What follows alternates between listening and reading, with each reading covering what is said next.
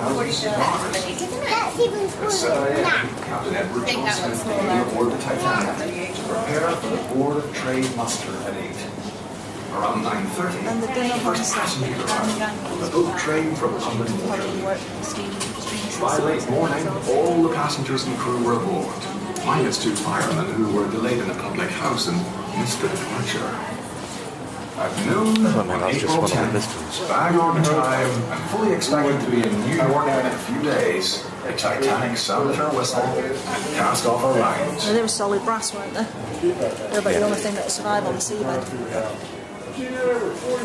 Titanic's launch in May 1911 was watched by an estimated 100,000 people.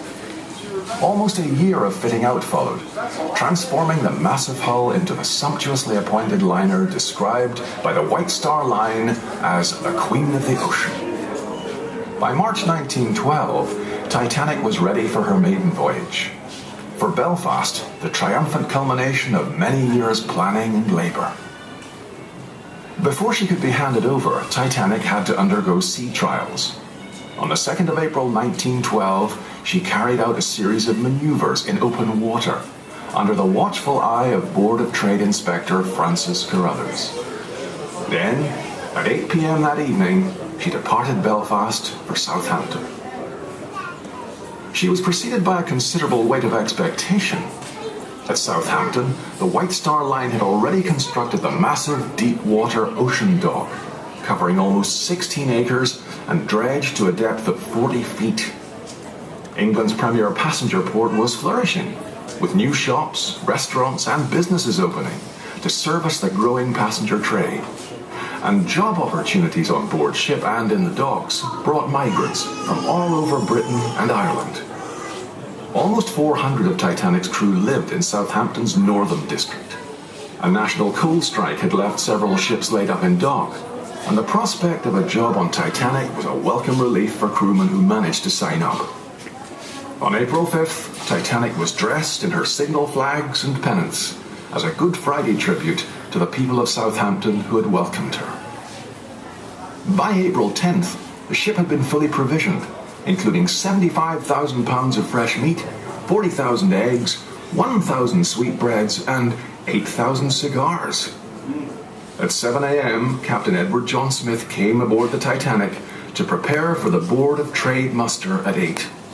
Around 9:30, the first passengers arrived on the boat train from London Waterloo. By late morning, all the passengers and crew were aboard, minus 2 firemen who were delayed in a public house and missed the departure. At noon on April 10th, bang on time and fully expecting to be in New York within a few days, the Titanic sounded her whistle and cast off her lines.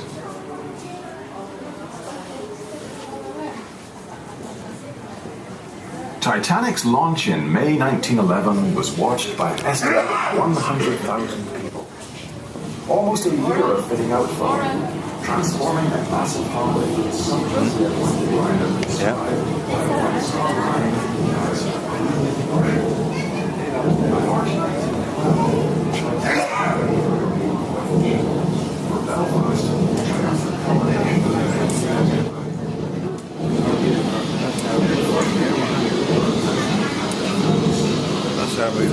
That's the first class cabin. Yeah.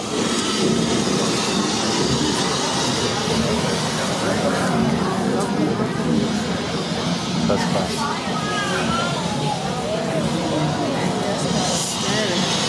So we're going to the engine room? Yes.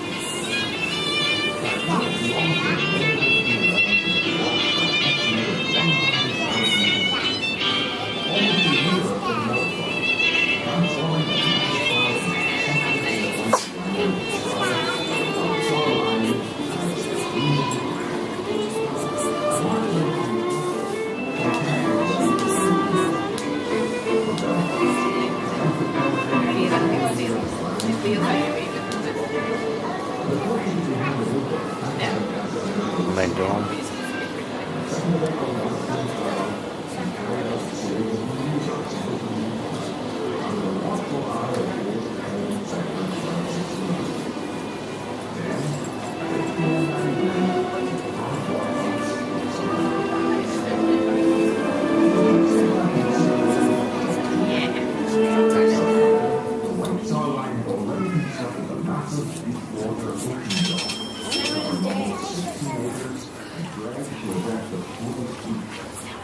England's premier passenger port was flourished, with new shops, restaurants and businesses open, which served as a growing passenger trade. And job opportunities on board ship and in docks brought migrants from all over Britain and Ireland. Almost 400 Titanic crews lived in Southampton's northern coast. A national cold strike had left several ships later.